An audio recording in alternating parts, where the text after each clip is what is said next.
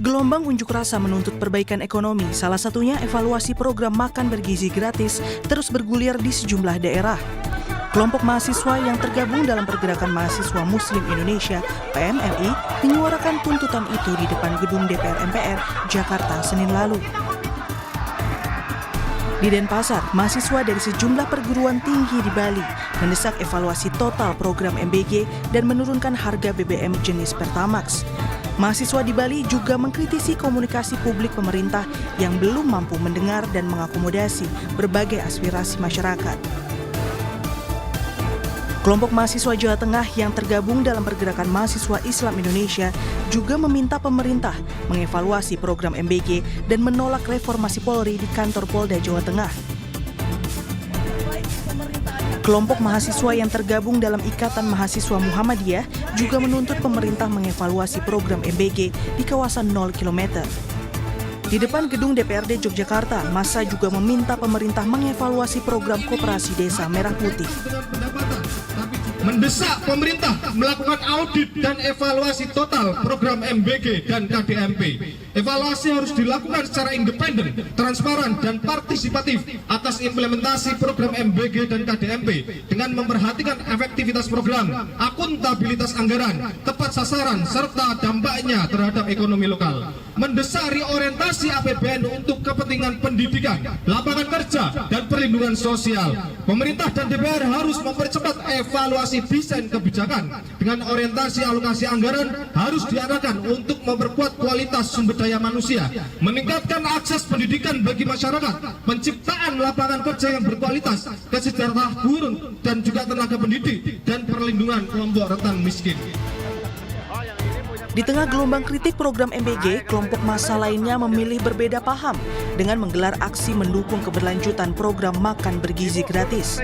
Di Bandar Lampung, massa yang tergabung dalam Aliansi Masyarakat Lampung Dukung MBG atau AMAL MBG meminta pemerintah melanjutkan program MBG. Peserta aksi yang didominasi ibu-ibu ini menilai program MBG bermanfaat bagi anak-anak, ibu hamil, serta telah memberdayakan ibu-ibu dengan bekerja di dapur MBG. Di Jakarta, kelompok yang menamakan diri Emak Muda Bersatu menyatakan dukungan terhadap program andalan pemerintah Presiden Prabowo di area patung Arjuna Wiwaha di Jakarta Pusat. Ketua Emak Muda Bersatu yang juga merupakan Ketua DPD Partai Gerindra Provinsi Papua Barat Daya, Oktasari Sabil menyatakan para emak-emak menilai program MBG sudah memberikan manfaat langsung bagi masyarakat, sehingga program ini tak perlu dihentikan. Banyak juga kok, jadi jangan terlalu memojokin kebanyakan itu, karena hari ini banyak juga yang mendukung MBG, sehingga kami memiliki 8 tuntutan: percepatan pengesahan Undang-Undang Makan Bergizi Gratis, mempercepat pengesahan Undang-Undang Perampasan Aset Korupsi, dukungan terhadap Koperasi Merah Putih, lalu dukungan terhadap program Sekolah Rakyat. Jumat pekan lalu, Dewan Perwakilan Rakyat menerima perwakilan mahasiswa yang berunjuk rasa di depan gedung DPR RI dalam pertemuan tertutup. Pimpinan DPR menghubungkan langsung perwakilan mahasiswa dengan menteri dan pimpinan instansi terkait melalui sambungan telepon. Usai pertemuan, Wakil Ketua DPR RI Sufmi Dasko Ahmad dan Saan Mustafa berjanji akan menindaklanjuti aspirasi mahasiswa di depan gedung DPR Jumat malam. Menerima aspirasi dari teman-teman yang merupakan perwakilan dari kawan-kawan sekalian. Beberapa aspirasi telah kami langsung sampaikan per telepon tadi kepada pihak eksekutif, baik Menteri SDN maupun Kepala BGN, dan didengarkan langsung aspirasi tersebut disampaikan oleh kami kepada mereka. Dan tadi beberapa aspirasi yang ditujukan kepada Dewan Perwakilan Rakyat kami juga sudah sampaikan, dan insya Allah kita akan lanjutkan dan kita akan tindak lanjuti.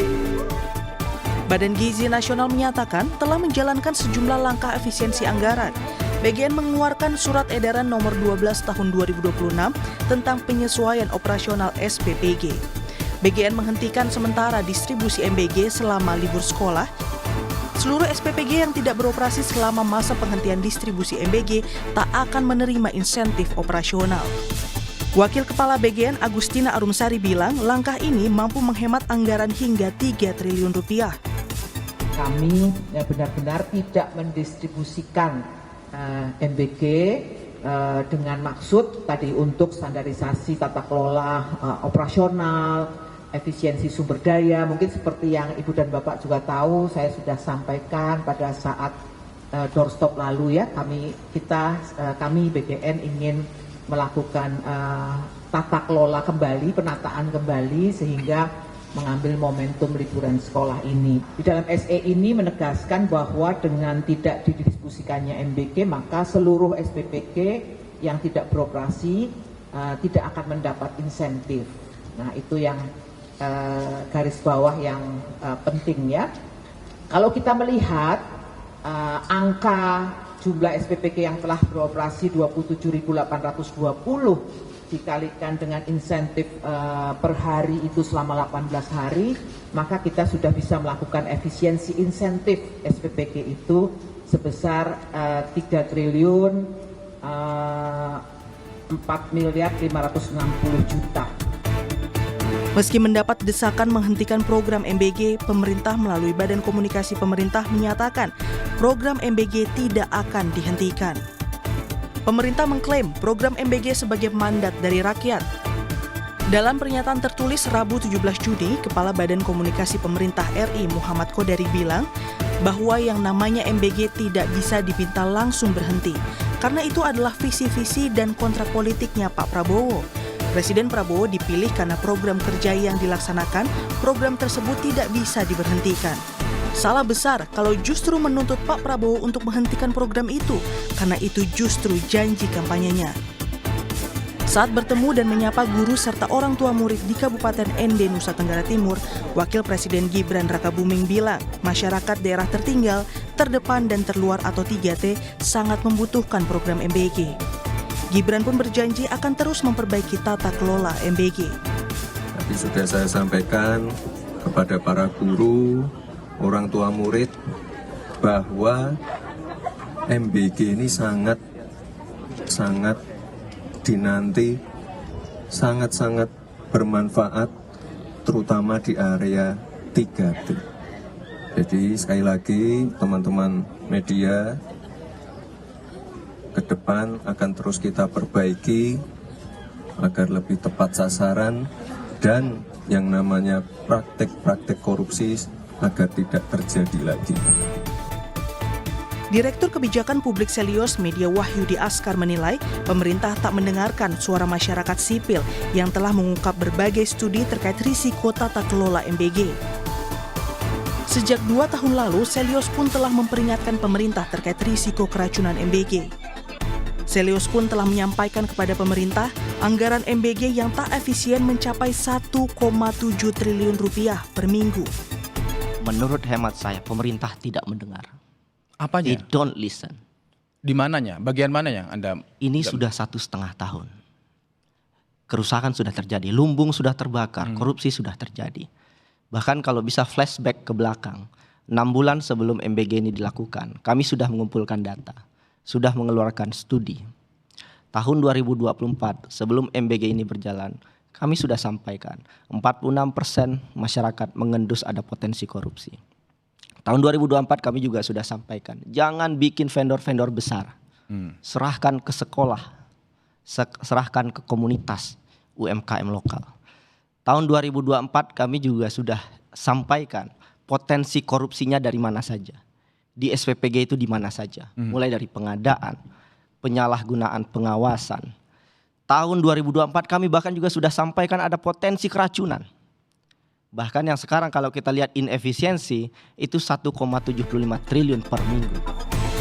Terkait efisiensi, juru bicara Partai Gerindra Andre Rosiade memastikan pemerintah akan lebih menyeleksi penerima program MBG dan bekerja sama dengan UMKM untuk menghindari monopoli. Depan bahwa sekolah-sekolah elit dan siswa kaya itu ditiadakan untuk mendapatkan MBG. Penerimanya dikurangi, ya. Lalu selanjutnya refocusing anggaran ini, ya kita tidak akan paksakan MBG tidak dipaksakan untuk sampai hampir 90 juta di akhir 2026. Tapi akan lebih fokus mengejar 3B untuk mengurangi stunting dan juga daerah 3T. Kita bisa bekerja sama dengan BUMN, swasta yang ingin menyumbang, juga kita juga bisa bekerja sama dengan kantin-kantin sekolah itu karena penerima manfaatnya hanya sedikit. Nah, untuk mengontrol itu sekarang Mbak Nani sudah mewajibkan bahwa setiap SPBG, ini nanti pasca nih habis liburan sekolah nih, setiap SPBG itu minimal punya vendor minimal UMKM itu 15, supaya tidak ada monopoli supplier dan juga uang itu berputar. Meski demikian, Direktur Kebijakan Publik Selios Media Wahyudi Askar menilai pemerintah belum memperbaiki akar masalah, yakni siapa para pemilik SPPG atau dapur MBG, karena titik inilah menjadi bancakan segelintir orang. Nah, kita ingin pemerintah berpikir, apakah ini dilanjutkan atau diberhentikan? Ini pertanyaan sederhana sekali. Bahwa dapur itu bermasalah, dapurnya banyak yang mengakali segala macam. Itu bicara soal how-nya, tapi kita lupa bicara soal who-nya, siapanya, siapa penyelenggaranya, siapa pemilik dapur itu. Kalau soal siapanya tidak diselesaikan, bahwa pemilik dapur ini adalah mereka yang punya konflik kepentingan, bagian dari partai politik, ormas keagamaan, yayasan-yayasan terafiliasi dengan penguasa, ini tidak akan selesai. Kalau bisa Pak Prabowo nonton, Pak, dengan segala kerendahan hati, hentikan dulu MBG ini.